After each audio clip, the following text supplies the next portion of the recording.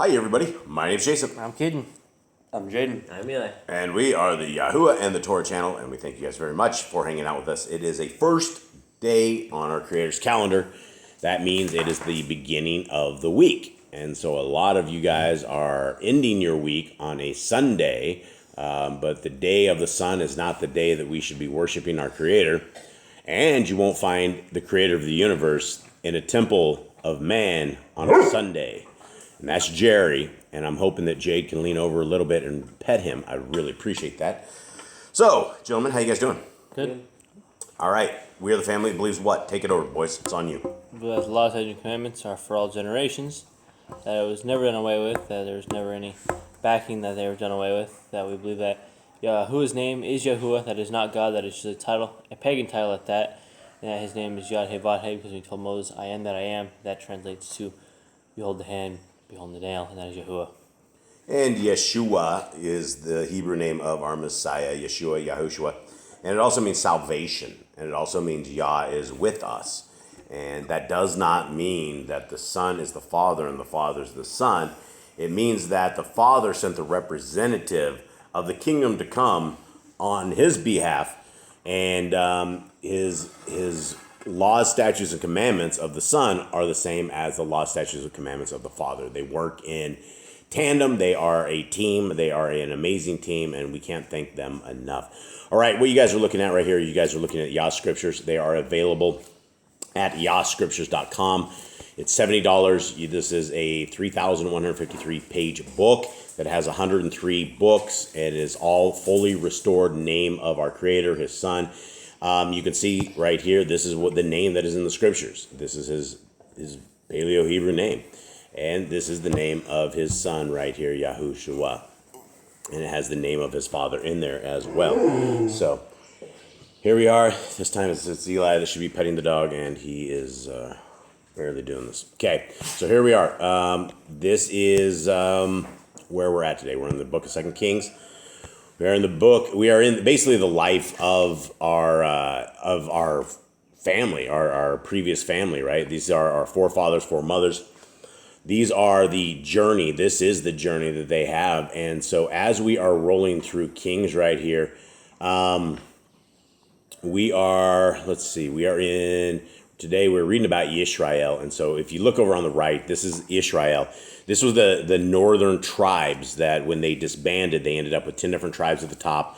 And then they had the southern kingdom, which is Judah. And Judah was comprised of Judah and Benjamin. And so you had basically two different countries that they had hooked up, and they were always at war against each other. They were never really like together in anything. And so this is the times of these kings. And as you can see, we're down here, we're into Elisha, and they're going into captivity in 722. So they're heading into captivity very, very soon. And I don't have a lot on that. Jade, you go ahead and take us away with what we have in the previous in 2 Kings. The Elisha has taken over as basically the prophet and telling people what to do. They went and finally killed Jezebel and threw her out the window. Dogs came and basically ate her body after the horse trampled it, and the prophecies were fulfilled that there would be nothing left for them to bury, and that dogs would lick up her blood. And what was left of her? Yeah, what was left of her, like a skull and like palms. Palms of her hand and feet. Some feet. All right, so what's happening right now? What are the people of Yisrael? What's happening in this world? They're going astray. They're not following Yahuwah. They have to every king gets a little more wicked. They live a few years, and then they ended up getting killed for their wickedness. Yeah, these are the people that never, ever completely came into full covenant with our Creator. And so this is the times and lives of the forefathers and foremothers. And as we live in today's world, we need to take note of everything that happened. Because in the two kingdoms, when you have Yehuda and you have Yisrael that went into captivity, you're talking 10 different tribes. This was during the days of Hosea. Those 10 tribes never came back. These 10 tribes have been dispersed across the world to this day.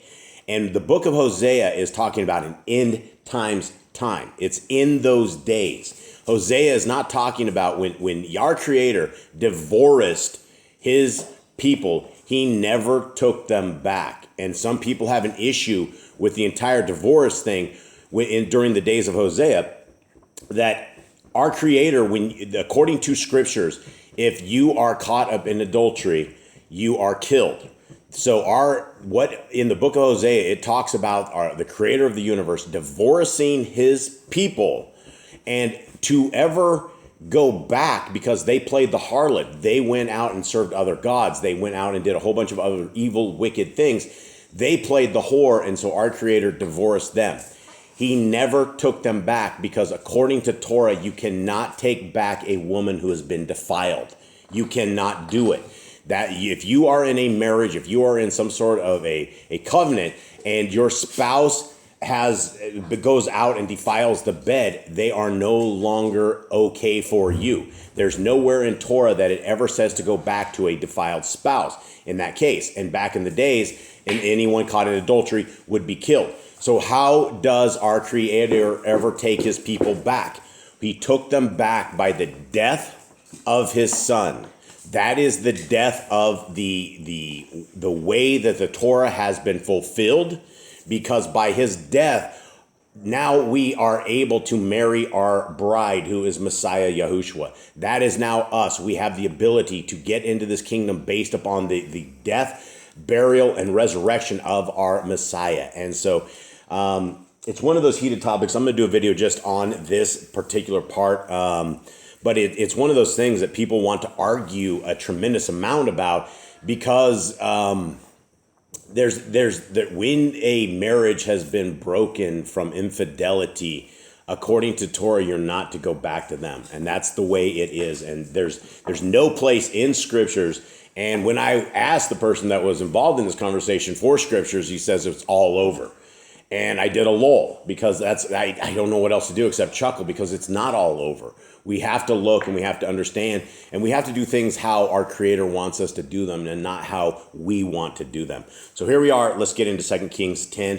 And I got nothing but love for all of you guys out there. They're very hot conversations that we have, and I love you all, and it's how I see this, and you guys can see it how you want to see it. One day we'll have a Messiah, and he will explain this down to the details and figure out who's right and who's wrong. And we can only base things on who is right according to the Torah, or who is wrong according to the Torah, because that's all we have. Here we go. 2 Kings 10. Anyone having on it at all? No. Okay. And Achab had 70 sons in Shomeron, and Yahoo wrote letters and sent to Shomeron, to the rulers of Israel, to the elders, and to the guardians of Achab, saying, and now, when this letter comes to you, since your master's sons are with you, and you have chariots and horses and a walled city and weapons, choose the best and the most upright in your master's sons, and appoint him on his father's throne, and fight for your master's house. Okay, what happened in the last chapter that is going on right now? Oh, they killed Jezebel. They killed Jezebel. Basically, they lost. Who was going to kill what? When Jezebel said, when she yells down, like, "Who are you, the master's slayer, or the slayer of your master?" Who was going to kill the house of Achab? What was happening? There's a Kazuya who was going around killing the evil. Yeah, and this is all part of it. And so what they just did here is they went to the family of Achab, right? And they went to all his kids, and they're like, or they didn't go to his kids. They went to the city, and they go, they said, suit up, get ready to rock and roll. We're gonna fight. We're gonna you be armed and ready to fight, guys. Will you please put the dog down so we can pay attention on this? Okay. All right. Sorry, everyone. So, does everyone catch exactly what's going on? Yep. Okay. Please put the dog down, Eli. Okay. Sorry, guys. We're just having some of these issues here. Okay. So, 4. And they were greatly afraid and said, look, 2 sovereigns have not stood before him. How do we stand? We. And he who was over the house, and he who was over the city, the elders also, and the guardians sent to Yahoo, saying, we are your servants, and all that you say to us we do. We do not appoint anyone to reign. Do what is good in your eyes. And he wrote a second letter to them, saying, if you are for me, and if you obey my voice, take the heads of the men, your master's sons, and come to me at Israel by this time tomorrow. Now the sovereign's sons, 70 beings, were with the great men of the city who brought them up. Okay, so do you think the sons of the sovereign would live a better life than the rest of the people? Do you think these guys are special, or? I would think they would have royalties and better things being part of the kingdom. So what do you think this would look like inside of a city that all of a sudden these guys, do you think these guys, the 70, knew that people had come to them and said they were going to, gird up? Did you think the 70 kids all heard that they were in danger because of them? Probably. You think it was After like... what just happened with Jezebel, I'm sure. Okay. So you think these guys are tripping out? Probably a little bit. Okay. Are we at 7? Or 6? 6. And he wrote a second letter to them saying, if you are for me, and if you obey my voice, take the heads of the men, your master's sons, that come to me at Yisrael by this time tomorrow. Now the sovereign's sons, 70 beings, were with the great men of the city who brought them up. I think we just read that, guys. Guys, please pay attention. 7, and it came to be, when the letter came to them, that they took the sovereign's sons and slew them, 70 men, and put their heads in baskets and sent them to him at Yisrael. Then a messenger came and informed him, saying, they have brought the heads of the sovereign's sons. And he said, make them 2 heaps at the entrance of the gate until morning. That's be quite a sight, right? 70 heads. And all the kids did. Yeah, so 70 of them. Do you think they're all old or young, or what do you think? Probably middle-aged. Middle-aged? All right. And it came to be in the morning that he went out and stood and said to all the people, you are righteous. Look, I conspired against my master and slew him. But who smote all of these? Know now that not one word of Yahuwah, which Yahuwah spoke concerning the house of Achab, falls to the ground. For Yahuwah has done what he spoke by his servant Eliyahu. And Yahu smote all those left of the house of Achab in Yisrael, and all his great men, and his friends, and his priests, until he left him without a survivor. And he rose up to go, and went to Shomron on the way, at Bet Eked of the shepherds. Yahu met the brothers of Akish Yahu, sovereign of Yahudah, and said, who are you? And they answered, we are brothers of Akish Yahu. We have come down to greet the sons of the sovereign, and the sons of the sovereign's mother. And he said, take them alive. So they took them alive and slew them at the well of Bet Eked, 42 men, and he left none of them.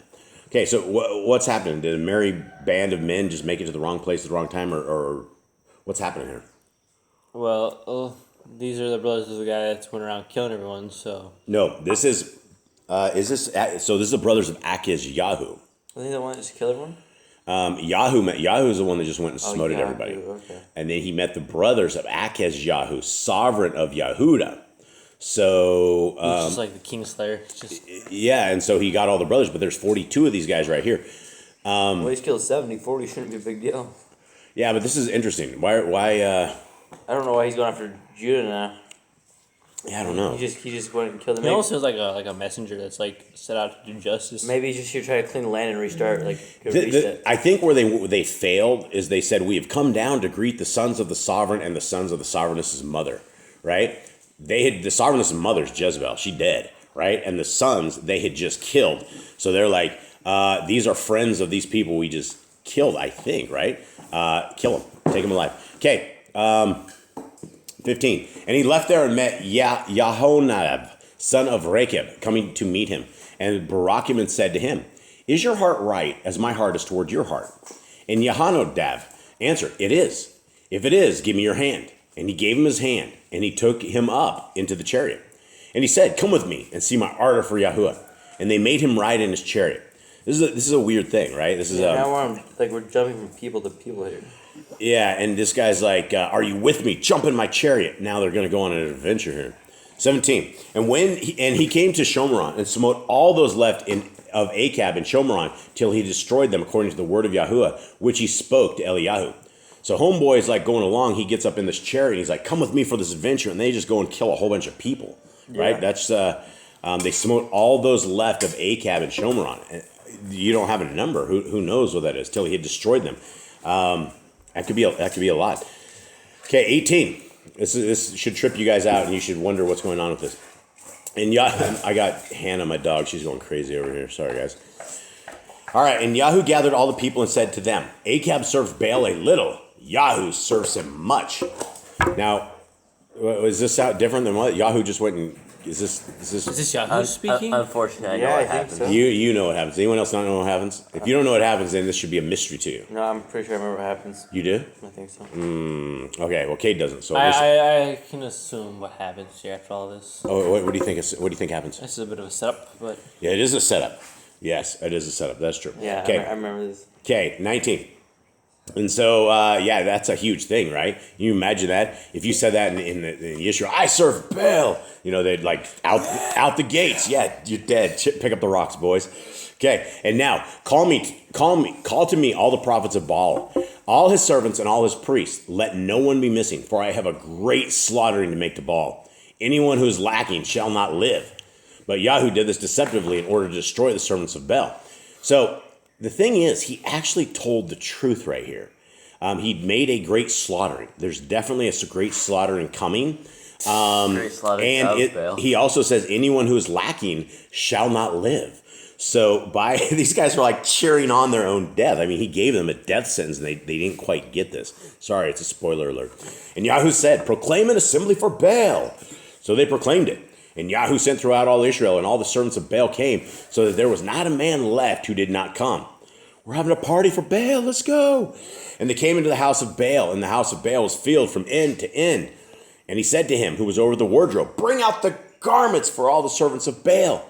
And he brought out the garments for him. So he gets all these guys, they're all partying up there like, oh yeah, this is the big one. We've been waiting on this one for years. This is the party, right? And now they bring the clothes out, and they're all duded up in their satanic priestly garments. They're about to have a great slaughtering. And Yahoo and Yehonadab, son of Rechab, went into the house of Baal and said to the servants of Baal, search and see that no servants of Yahoo are here with you, but only the servants of Baal. So we had to make sure the great clinging doesn't get involved too much. So they went in to make offerings and burn offerings.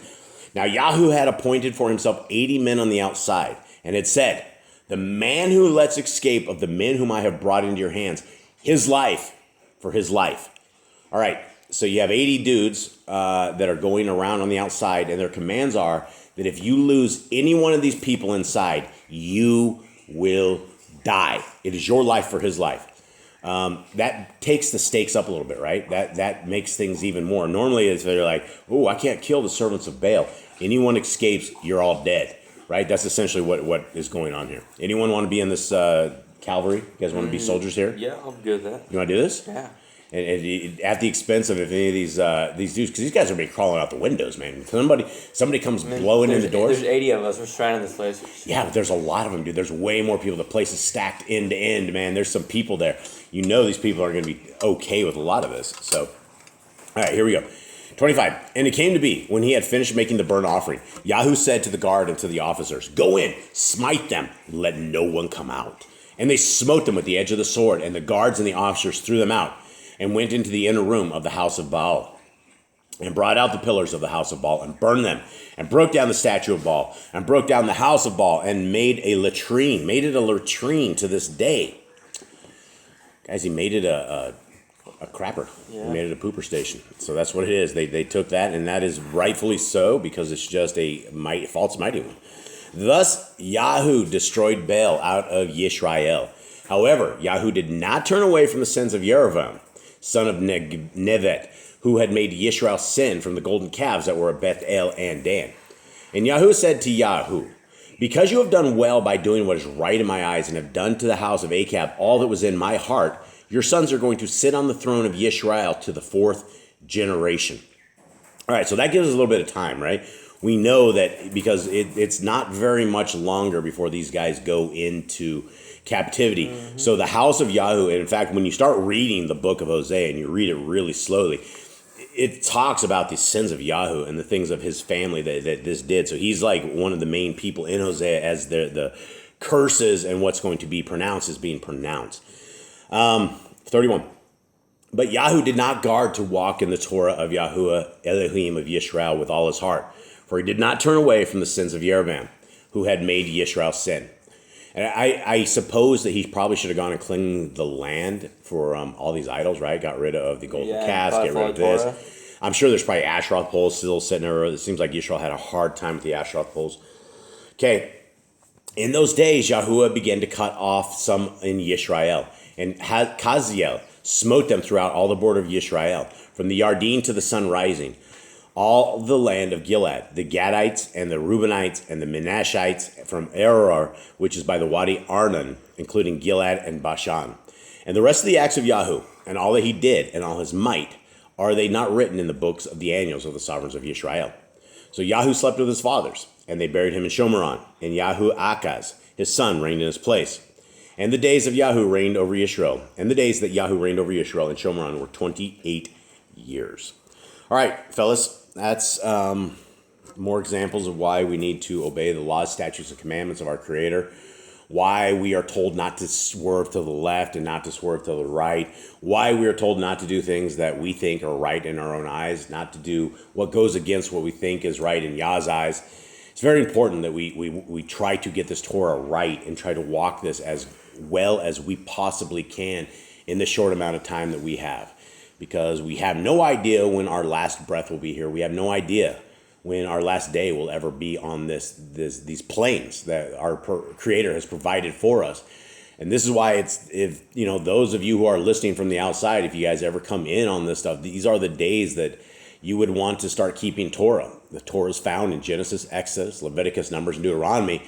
And it is in that Torah that you will find the guideposts for life, the words of life, the books of wisdom. That is where you will find what the heart, mind, and soul of our Creator wants from us as a people when He walks among us physically. And so they are not something that's expired. It is not done away with. Our Messiah has not said they are gone at all. In fact, He said He came to bring clarity to them and to show us the right ways, which He did. So with that, everybody, we hope you guys have a wonderful day. Much love. We're out. All right.